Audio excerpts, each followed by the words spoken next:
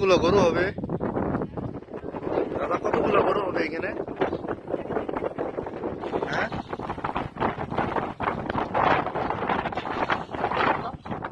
কতগুলো? 300 গরু হবে।